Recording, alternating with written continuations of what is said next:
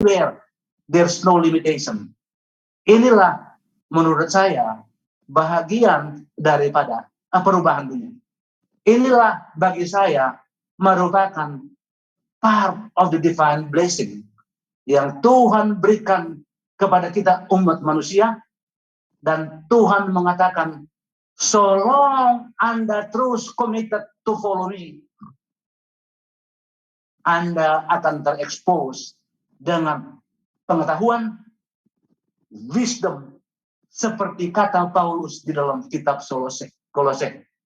Rahasia Tuhan ada di dalam Kristus, karena Kristus itu adalah sumber pengetahuan dan wisdom. It's the enabler. Who is our enabler? Jesus Christ. Amin, saudara. Saya boleh share screen? Terima kasih. Saya ada kira-kira 20 slide, tetapi izinkan saya untuk berkata begini. Saya ambil waktu 20 menit kira-kira, saya paparkan secara cepat, nanti saya akan bagikan materi ini, dan nanti saya lebih condong untuk kita tanya jawab sekitar 1 jam. Embracing change in the K-shaped recovery post-COVID recession.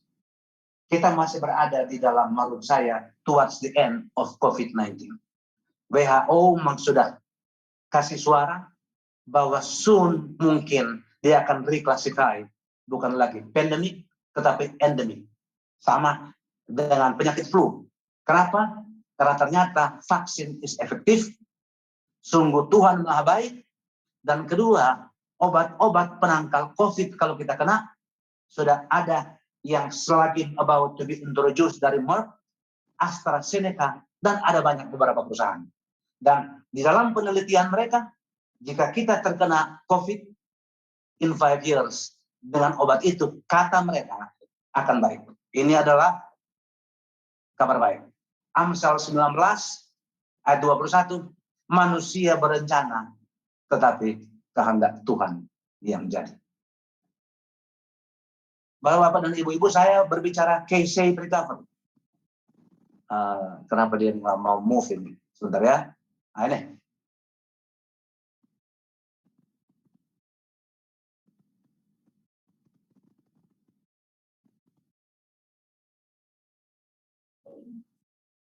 Oke. 2 Korintus, dasar daripada pembicaraan saya ini adalah 2 Korintus 5 ayat 17. Jadi siapa yang ada di dalam Kristus, dia adalah ciptaan baru. Yang lama sudah berlalu, sesungguhnya yang baru sudah datang. Ayat kedua, Roma 12 ayat 2. Ini adalah ayat kesayangan kita. Tapi yang saya mau tekankan di sini adalah, janganlah kamu menjadi serupa dengan dunia ini, tapi berubahlah oleh pembaharuan budimu. Transform yourself according to God's will.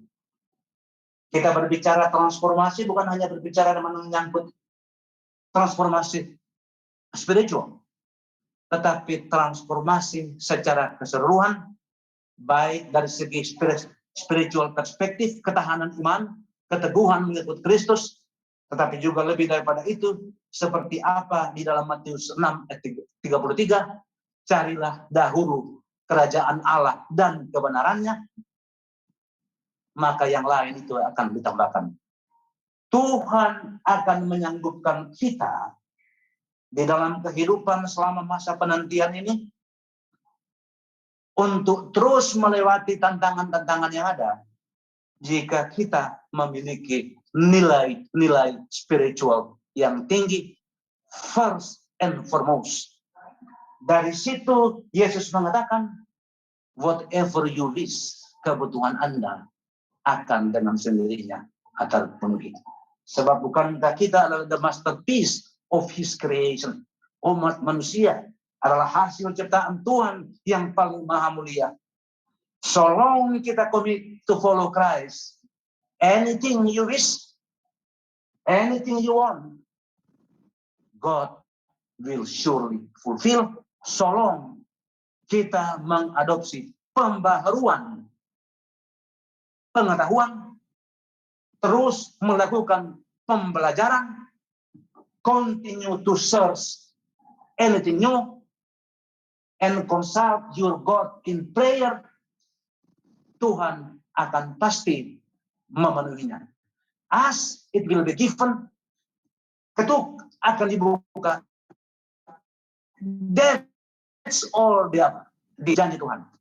Saya mau berbicara ekonomi, ya. Saya kira sudah cukup kita punya dasar kitab suci yang saya katakan tadi. Mari kita bicara kehidupan yang nyata. Anda dan saya satu kesamaan kita. Kita berada di tengah-tengah the waiting period. Momen masa penantian Kristus Yesus kedua kali. Ada 3 amaran Nyonya White. Yang pertama adalah be watchful, berjaga-jaga. Kedua adalah be prepared, just in case dia datang besok atau nanti malam atau kapan, kita sudah pastikan. Jadi saya nggak mau bahas lagi itu be watchful sama yang be prepared. Ada amaran ketiga yang dikatakan oleh Ellen G. White dalam Christ Object Lesson. Ini adalah kesayangan saya. Waiting His second coming berarti you do diligent working, quote unquote. Bekerja dengan rajin, bekerja dengan produktif, terus menjadi pembelajar, sumber daya pembelajar sesuai ilham dari Yesus Kristus, dan kita menjadi sumber daya tangguh di dalam segala aspek, from all fronts of your life, baik secara physical fitness, physical vitalities, physical versalities, and physical viability. Itulah komplit itu. Anda bisa search di dalam internet. Tetapi Ellen G. White mengatakan, make sure bahwa dalam masa penantian ini, penantian berarti you bekerja dengan giat, diligent working, dan bekerja dengan produktif. Anda hanya akan bisa bekerja dengan giat dan produktif if you possess the right skill. If you continue to reinvent yourself, menjadi long learning manusia yang terus menimba ilmu, dan ilmu datang dari siapa? Yesus Kristus, sesuai kata kitab Kolose. Di dalam teori ekonomi atau di dalam strategic management dikenal dengan classical 3 recovery. Setiap kali ada crisis, ada pertama yang dikenal U-shape recovery, yaitu adalah pada waktu terjadi slowdown di dalam kehidupan ekonomi, maka dia akan turun, dia akan mencapai garis bawah ini, dia jadi rata dikit, baru dia kembali cepat. U, cepat balik. Ada yang V, cepat turun, but at the right moment, dia naik. Ada yang L, tidak akan pernah recover. Why V and U are possible? Beberapa fungsi, sumber kualitas, sumber daya manusia, kompetensi daripada sumber daya manusia, the skill of sumber daya manusia, it's all drive the efficiency, speed. V juga sama. Kenapa U dan V bisa terjadi? Because the adoption of teknologi informasi, adoption of digital technology di mana-mana. Presiden Jokowi mengatakan Indonesia semakin cakap digital. Kenapa? Coba lihat, ada Gojek, Gosennya, ada Tokopedia, ada beli-beli, everything. Selama pandemi, spending tetap naik. Orang cepat beradaptasi, cepat berubah, menyesuaikan dengan perubahan keadaan. Kenapa? Because they adapt. Mereka understand how to deploy digital devices, digital technology. Everything now is in your hand. Ada di smartphone. Apa saja. Kalau saya setiap kali mau berkhotbah, saya cari judul atau saya ambil judul, baru saya ketik di dalam saya punya YouTube. Saya bilang John 3 ayat 16 sermon, keluar 100 khotbah Anda bisa dengar. Baik dari segi pendeta Advent, semuanya ada di sana. Semua. Setiap kali saya mau berkhotbah, my source is YouTube. Sama dengan kita sekarang ini. Jadi source of knowledge untuk kita sharpen, kita punya kompetisi, udah bukan lagi melalui buku, atau udah bukan lagi melalui library, but it's in your hand. Dengan kata lain, as to whether you are going to be successful or not, it's in your hand. It is up to you how you are going to respond dengan kemudahan-kemudahan yang saya percaya itu adalah part daripada apa? Berkat-berkat ilahi. Sekarang yang ada satu konsep recovery yang sangat dikenal. Kalau Anda lihat sini, ada yang ke atas, ada yang maju, but at the same time ada yang mundur.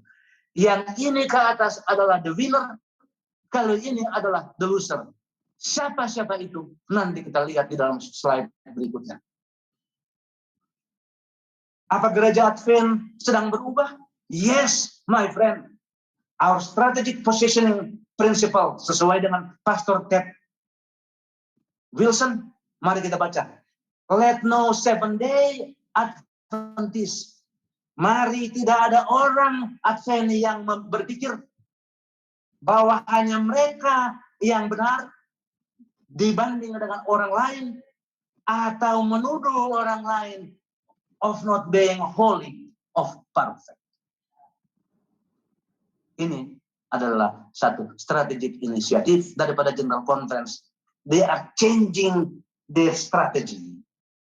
Mereka sedang berubah, beradaptasi, merubah strategi pelayanan, pekabaran, perlawatan, dan penyebaran kabar baik tentang Yesus. First and foremost, Pendeta Wilson mengatakan, jangan lagi pernah kita mengatakan, hanya kita yang mau ke surga. Hanya kita adalah gereja yang benar. Kalau saya mengartikan dan saya berdiskusi dengan the higher organization, that is the purpose. So, positioning yourself, bahwa we are going to make friend with the others. Never mengatakan bahwa we are better than the others. Hanya kita yang mau ke surga. Kita ini orang benar. Kita yang suci. That's not done. Apa kata Pastor Wilson? Semua kita ini adalah orang berdosa. Tuhan Yesus datang bukan untuk orang benar. He comes for the sinners and he come to find orang yang hilang. To find the lost. We are all sinners at the foot of the cross, in need of Savior who provide us His righteousness. Carilah dahulu kerajaan Allah dan kebenarannya, His righteousness, yang lain akan datang sendirinya. Dengan Yesus hanya ada dua kata, yes, my friend, and amen. Itu yang dikatakan di dalam perjanjian baru. Presiden Jimmy Carter adalah salah satu presiden yang terkenal dengan dia punya sifat religiusnya. We must adjust to changing times. Kita harus berubah dengan perubahan zaman yang terus maju ini. Is all driven by technology revolution. It's all driven by the technology digital. You have to change. Why you have to change? Apa kata Alkitab? Anda dan saya, kita punya kesamaan. We are all the ambassador of Christ.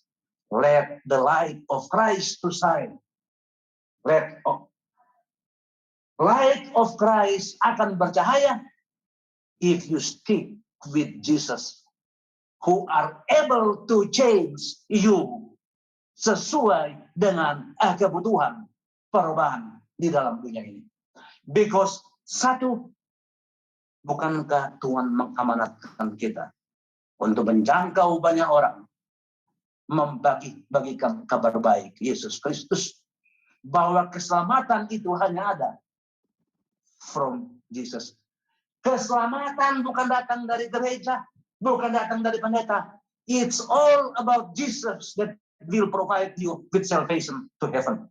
Tetapi Jimmy Carter mengatakan, yes, kita harus berubah, but still to hold on to the unchanging principle, Christian principle, Christian value, nilai-nilai Kristiani yang Yesus ajarkan. Stand firm to that. But Anda menyesuaikan diri. Apa kata Paulus dalam 1 Korintus 9 kalau saya nggak salah? Kalau orang Yahudi, saya menjadi orang Yahudi. To the gentle, I become gentle. Kepada yang orang percaya, saya menyesuaikan diri seolah-olah saya dalam tidak percaya. It's all about adaptation, adaptability to change. Sebab kata Paulus, I have to win their soul. By way of I'm adapting to their culture, befriend to them, and gradually I share my conviction about Jesus Christ. That's the strategy. Jeff Bezos adalah seorang yang milioner yang kalau saya nggak salah dia nomor 3 yang terkenal dengan Amazon. In today's era of volatility, there's no other way but to reinvent. The only sustainable advantage you can have over others is agility, kelincahan. That's it. Because nothing else is sustainable. Everything else you create, somebody else will replicate. Di dalam era sekarang ini, nggak ada lagi barrier to entry. Apa yang kita buat, karena the world is totally open, free fight, ada yang sukses, other people will replicate. Coba, other people akan berusaha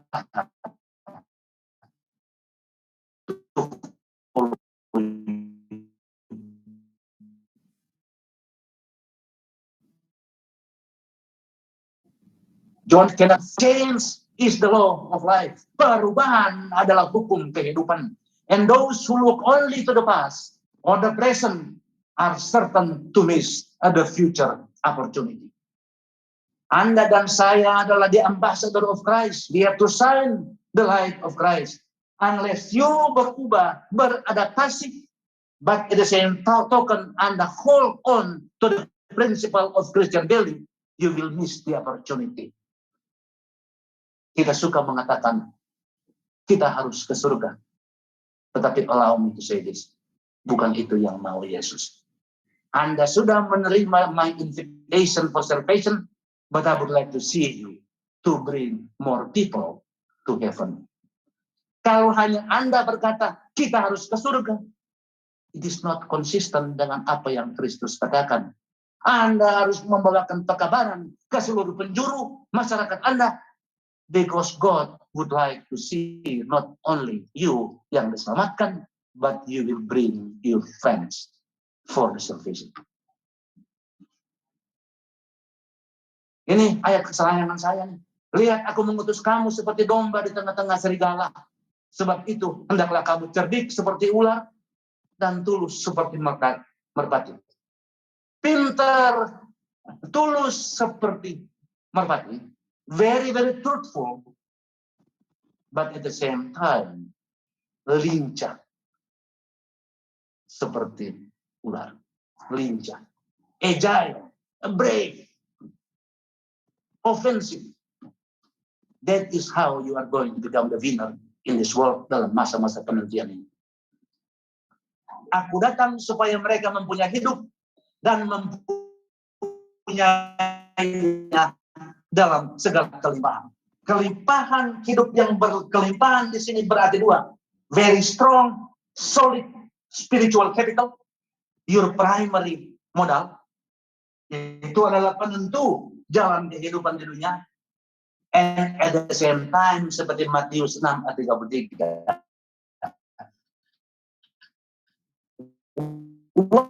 Once Anda memiliki spiritual capital, professional capacity, professional value, nilai-nilai profesional yang mumpuni, yang relevan, yang up to date, sehingga Anda akan menjadi the effective ambassador. Ambassador yang efektif, kalau di dalam pekerjaan dia di perusahaan di mana Anda berada, di gereja atau di organisasi, apakah itu juga di organisasi pemerintah, if you continue to move ahead. Anda bukan turun tetapi naik. Anda akan menjadi kepala bukan ekor. That is how you are going to preach the gospel to others.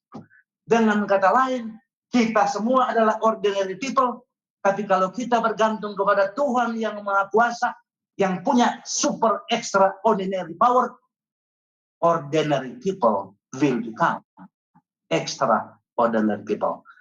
Extraordinary SDM, Seven Day Adventist, akan pasti bersinar memancarkan terang dari Yesus Kristus. All failure is failure. All failure is failure to adapt. Yang gagal itu karena mereka gagal beradaptasi. Semua yang sukses karena mereka sukses beradaptasi. There's no other way. Roma 12 ada 2. Transform yourself. Transform yourself in accordance to the words of God. Some people don't like change. Ini Elon Musk, pemilik Tesla. Ini adalah salah satu perusahaan kenamaan sekarang ini yang memporak-porandakan otomotif industri.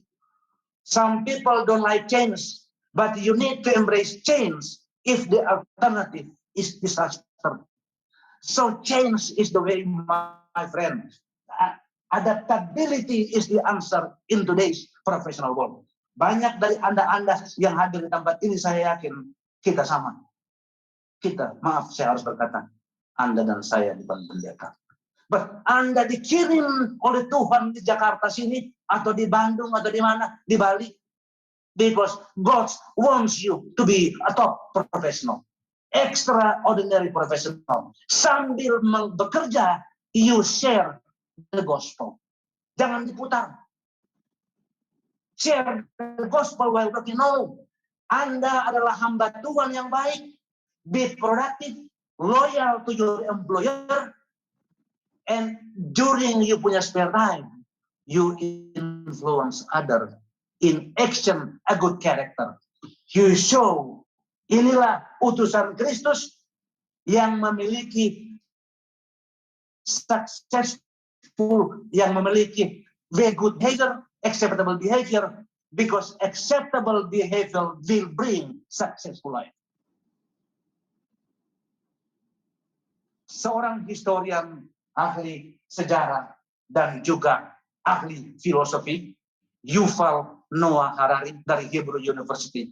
Ini adalah sangat-sangat provokatif statement. The rise of the useless class.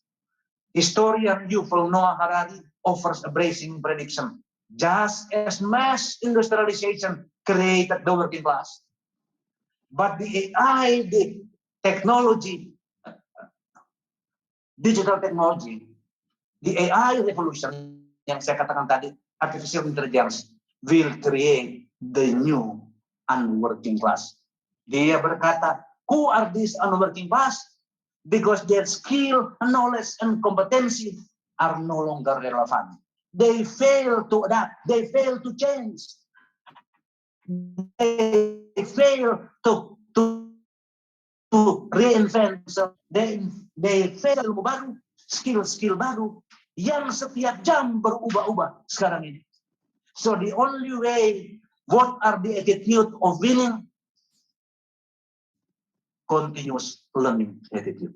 Itu juga kata kitab suci. Anda harus menjadi seorang pembelajar. The AI revolution will create a new unworking class, atau yang dinamakan the emerging of useless class society. Who are these people? Itulah yang malas belajar, malas beradaptasi, tidak suka terhadap perubahan, tidak suka mencari ilmu-ilmu baru, tidak suka untuk melatih diri, tidak suka untuk menggali jalan ke sukses. Dia mengatakan, embrace, belajar dari orang yang sukses. Jangan malu, learn from them. Because kalau kita jadi new unworking class, apa yang akan terjadi? Nobody wants you. And this is eventually is only a matter of time, is going to become the burden to the society. Provokatif. Saya sudah dengar banyak video beliau. Dia banyak diundang menjadi pembicara baik di Silicon Valley, di Amerika, di Jepang, di mana di Eropa. Dia lagi top sekarang ini, the demand is very high. Ada satu buku yang saya sudah baca, Summary 21st Lesson for the First 21 Century, 1 hour each. Dan memang benar. Tapi apa yang saya buat adalah saya baca ini dan saya dengar banyak videonya. It's so provocative. Unless you reinvent yourself, Anda akan ketinggalan untuk maju bersama dunia yang terus maju. Saya janji, saya sudah mau hampir selesai ini. Apa itu K-shaped recovery during dan post COVID-19? Yang ke atas ini, kalau kita lihat up, ini huruf K, yang ke bawah ini down. Up is a reflection of the winners. Who are these people? The professionals. These are the people yang adopt continuous learning. Mereka terus berubah and adapt and reinvent themselves. They reskill and upskill themselves. Reskill adalah kita belajar skill baru, skill tambahan. Because you are going to enter a new business model. Upskill adalah you tingkatkan you punya keahlian, because yes, you are going to stay in the same company, but that company are going to need a totally different set of skill. Hanya dengan kita terus belajar, Anda akan dapat meng-reinvent yourself. Anda akan bisa going to be able to reskill yourself, upskill. And all of this effort should be continuing day by day. Dari mana Anda belajar? It's in your hand. Never ever think to outsource your future to your company.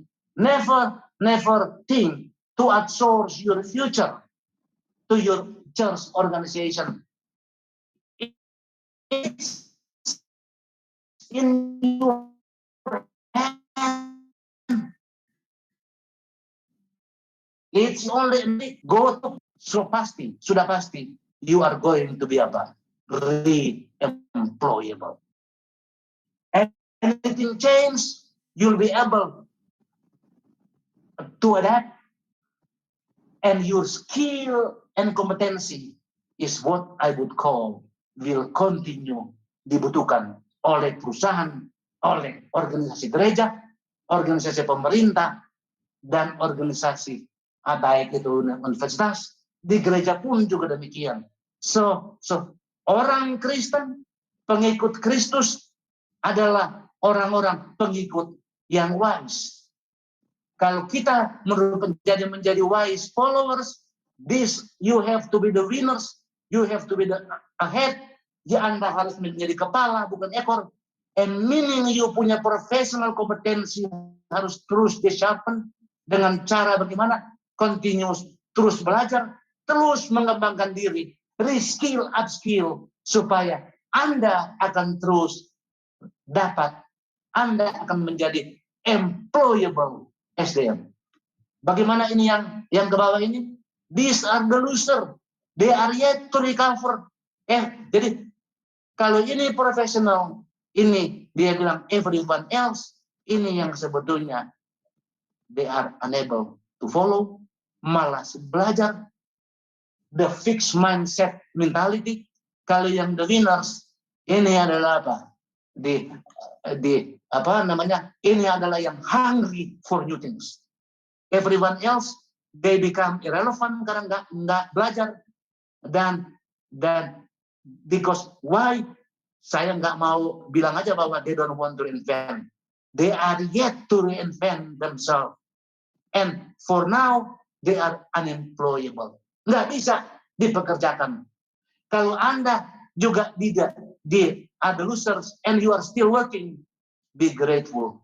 But soon you will find pintu akan terbuka and they are going to say, please proceed with your plan. Still unable to reskill and upskill, slow to move and slow to search. Selama pandemik yang terjadi adalah apa? Kesenjangan. Coba kita lihat. Ini saya berbicara dari segi dunia global. Kesenjangan menjadi lebar due to COVID recession. Kesenjangan atau inequality in jobs. Kesenjangan dalam job opportunity. Kesenjangan di dalam menciptakan kekayaan. Kesenjangan di dalam income. Kesenjangan di dalam kesehatan. Kesenjangan di dalam education. Dan ini yang paling penting. Kesenjangan in opportunity.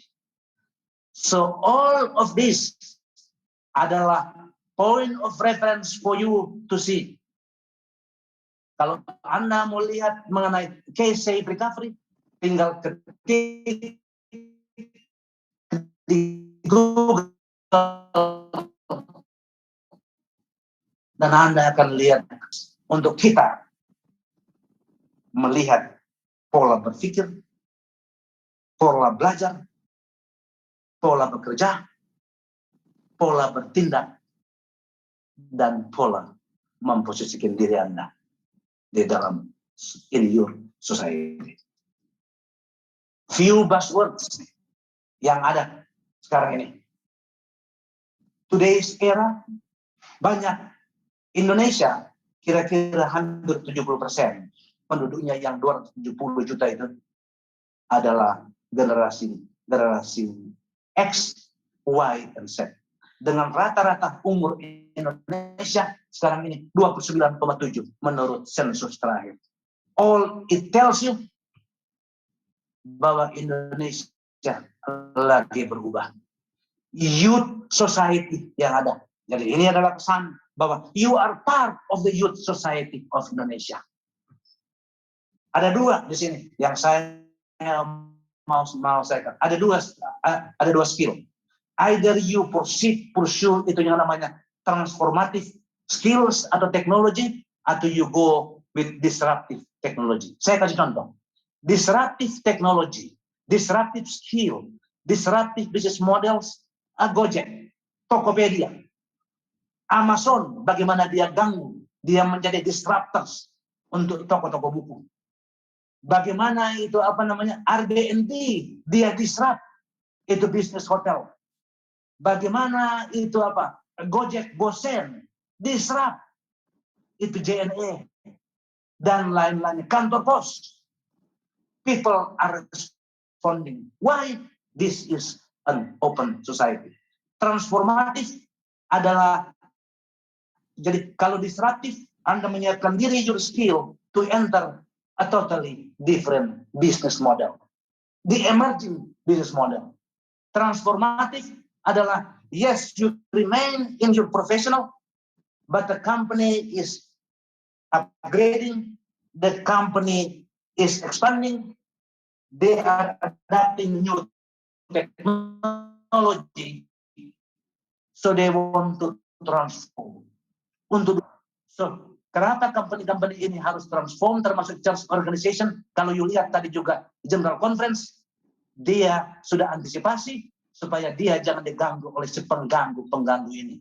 Sebab unless Anda mentransform you punya company, you punya SDM, orang bilang, they will eat your lunch before your eyes. They will eat your lunch di muka-muka Anda. Don't ever let it happen. The only solution yang ini, continue belajar, reskilling, dan upskilling. Dan yang tentu yang saya katakan tadi, continue to reinvent. Ini dunia cepat berubah.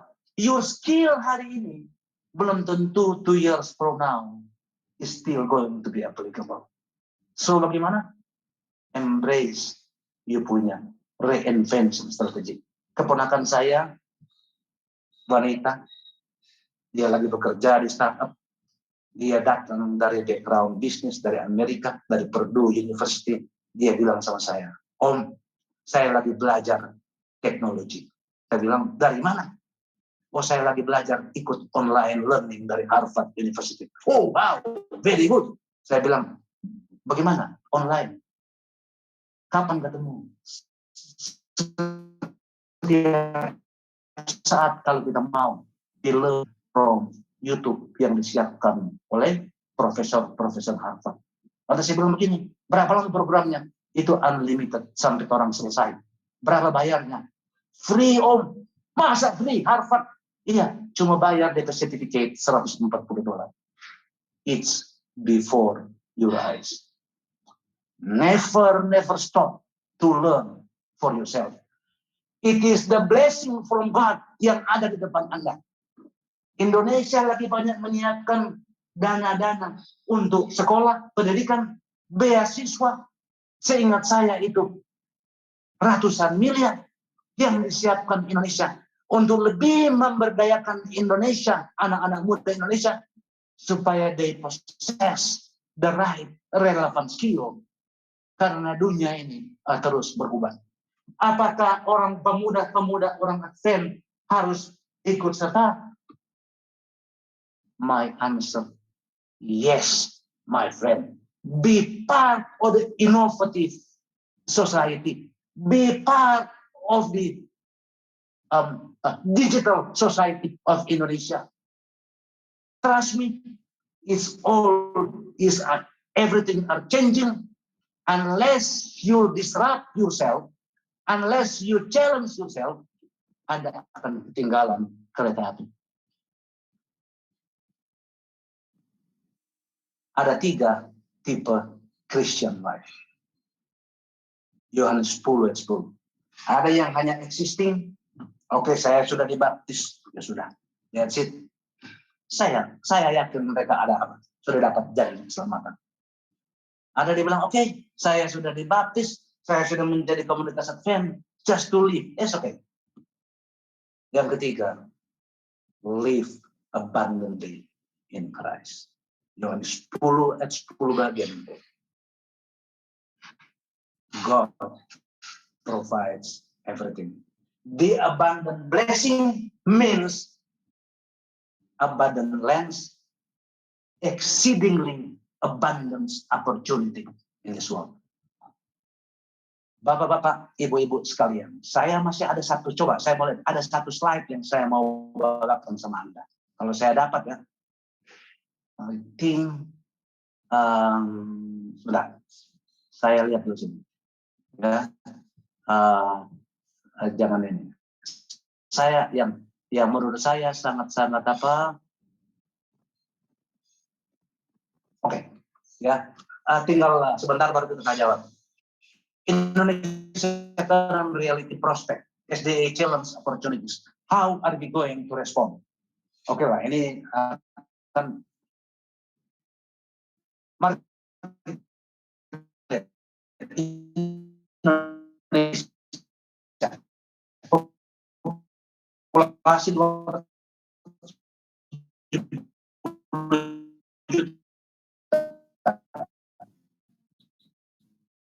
umur members itu kita Indonesia dalam yang pada Asian populasi in terms of population sama GDP nominal 1,2 triliun dari segi nominal, tapi kalau dari segi purchasing parity rate itu 3,51. Indonesia adalah negara ekonomi terbesar di Asia. Udah ini nanti aja. Oke. Mari kita lihat. Inilah populasi Indonesia. Ya, kalau yang di bawah Indonesia bagian barat itu ada kira-kira 90%. Karena dia ada Pulau Jawa, Sumatera, Kalimantan, Bali. Ya. Nah, kalau Indonesia bagian timur itu cuma 11%. Jadi ada ketimpangan di sini. Ini adalah materi-materi yang saya bawakan kepada kita punya higher organization. Oke? Tapi yang saya mau bagikan ini, ya, yang saya katakan tadi, these are the driving force of Indonesian economy. Kehidupan berbangsa dan bernegara. 65% adalah datang dari masyarakat muda.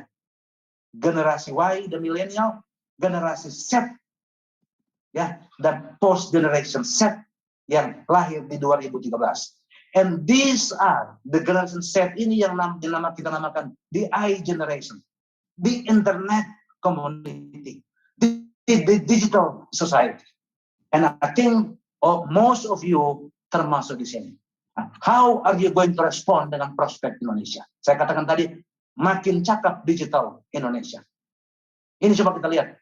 Menurut rencana daripada Indonesia yang dibuat oleh Bappenas, saya quote dari Bappenas, ini dibuat pada waktu terjadi pandemi. Lalu Anda lihat kita ada di sini sekarang. But pada waktu 2045 diproyeksikan kita akan mencapai 23.000. Ini dibuat barusan. Tapi sebelumnya, before pandemic, ini diharapkan jadi hampir 30.000. Kalau 30.000 itu 450 juta average income. Kalau 23.000 ini adalah average income, itu adalah hampir 300 juta per tahun. Big menurut saya. Pertanyaannya sekarang ini, how are you going to respond? Indonesia is becoming more prosper. Apa yang akan terjadi? No doubt, spiritual needs will come into play. They will look to build spiritual strength.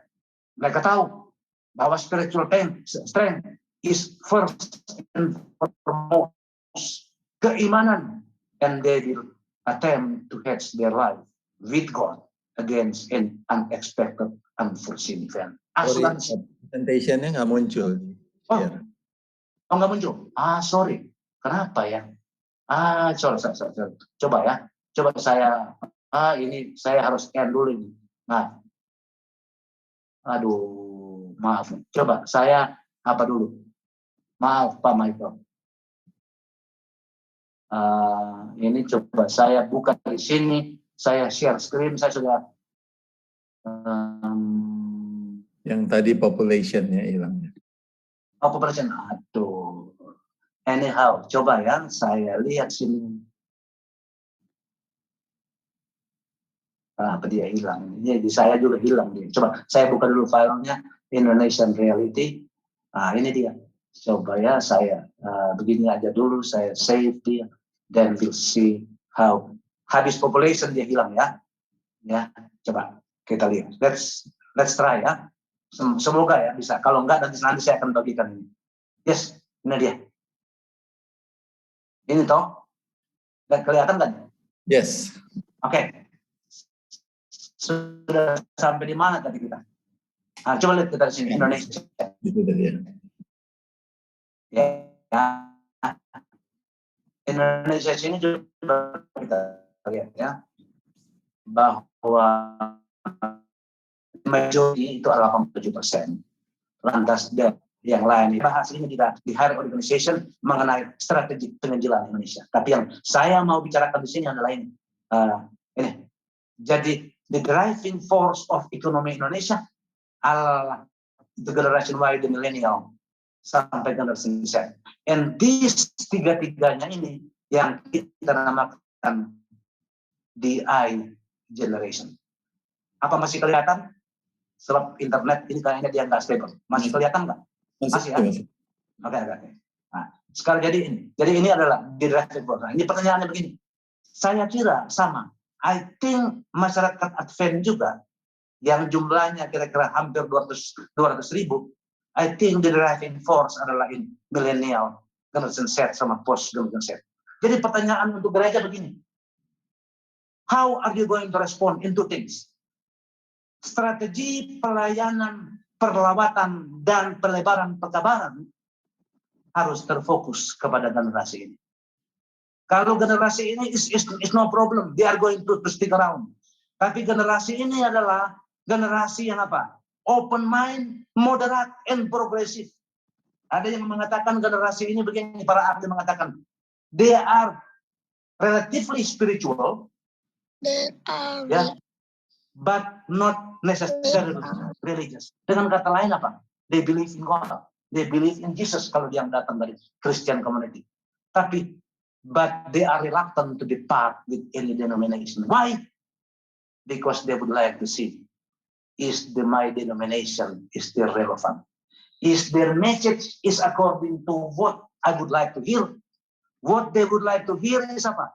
Uplifting spirit, uplifting the spiritual value. Yes, we are all going to heaven, but while waiting, equip us with knowledge, skill, and competency. And the church has got to respond to their needs. Kalau you punya message is not relevant, is not up to date, gaya masih sama dengan waktu saya dengar di Manado sana, di desa. Perumpamaan juga sama. Man, my friend, that is the reason why the youth are leaving our church. Jadi generasi penerus gereja adalah di millennial Z dengan post Z. How are you going to respond? Listen to them, talk to them, develop strategy. Apa yang mereka suka? The Hope Channel of Indonesia. Jangkauannya luas. And juga apa? Instagram, Facebook, and YouTube. Coba lihat Pak Pendeta Yohanes Paruntu. Dan juga siapa? Pendeta Palang. Every day, almost every day, they come up with apa? Khotbah 5 minutes. These are the things that the youth would like to hear.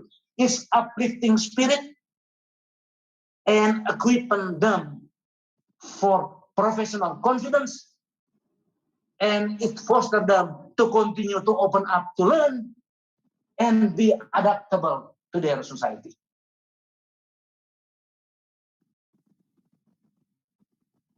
Indonesia semakin cakap digital. It's no way unless you know technology, unless you adapt, you possess the skill, unless you know menggunakan to deploy the digital devices, kita akan ketinggalan.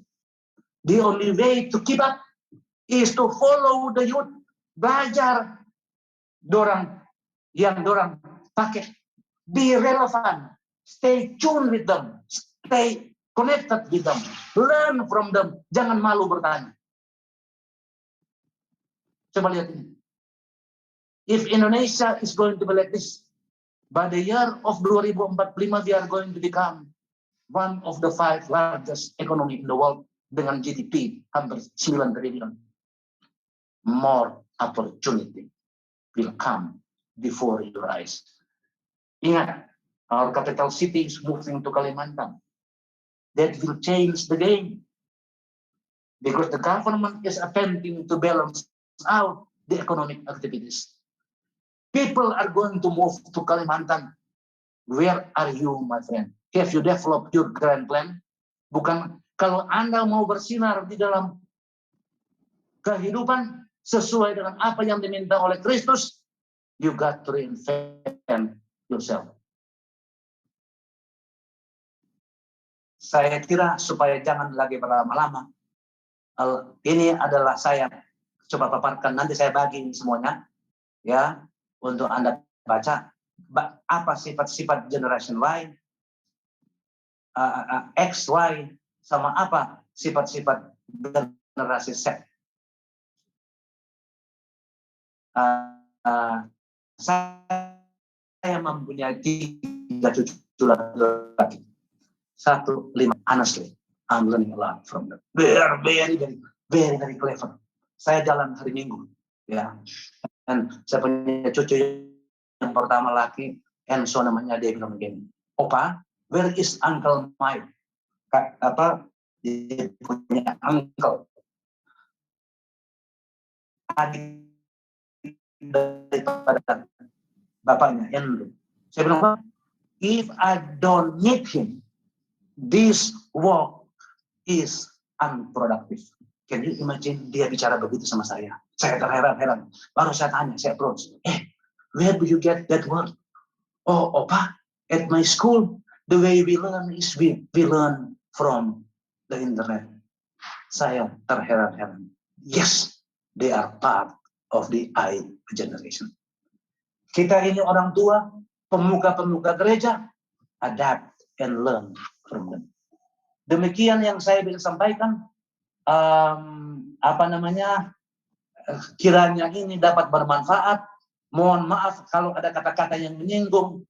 But one thing, saya mau close dengan kata-kata ini. Saya 66 tahun. Hidup ini itu comprises of 3 komponen. Komponen yang pertama yaitu adalah umur 1 sampai 22 tahun, di mana saya sekolah dan menamatkan sekolah. Itu yang periode masih bergantung sama orang tua. Dependence. Periode ini gimana saya, Pak? Saya belajar ilmu pengetahuan. Saya develop my skill. Saya develop, saya punya networking. Saya melatih diri saya. How to be a good person. A post education. Post university. 23 sampai 65, itulah karir saya. That time spent. Itu yang saya namakan independent. You become independent. You bekerja. You membangun karir. You membangun bisnis. You membangun bisnis model. You accumulate wealth. You accumulate tabungan. You develop networking. Etc. Etc. Anda mencapai satu. Your legacy in life. Anda dapat pengalaman, ilmu pengetahuan, skill, dan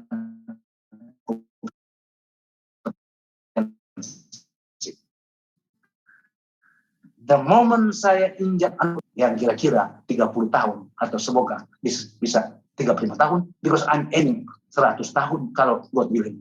Ini adalah masa for us orang-orang tua to share our experience to others, to transfer our know-how. Why? Kita orang suka semuanya lihat the next generation, all of you are going to be more successful, more healthy, more in terms of everything dan berbandingkan dengan kita generasi yang sudah mulai memasuki masa senja. Yes, dunia terus berubah, dunia terus berakselerasi maju. Kita dituntut untuk beradaptasi, sama dengan pesan Tuhan kepada Yosua pada waktu sudah membawa dia menerima handover dari Musa. Tuhan bilang, Yosua, engkaulah yang akan membawa bangsa ini masuk ke tanah Kanaan. Ada dua message. Yang pertama, be strong. Kuatkan hatimu. Be of good courage. Itu adalah message kedua.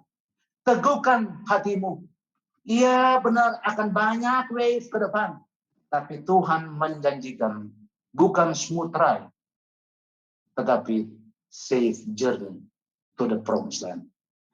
Tujuan kita adalah eternity.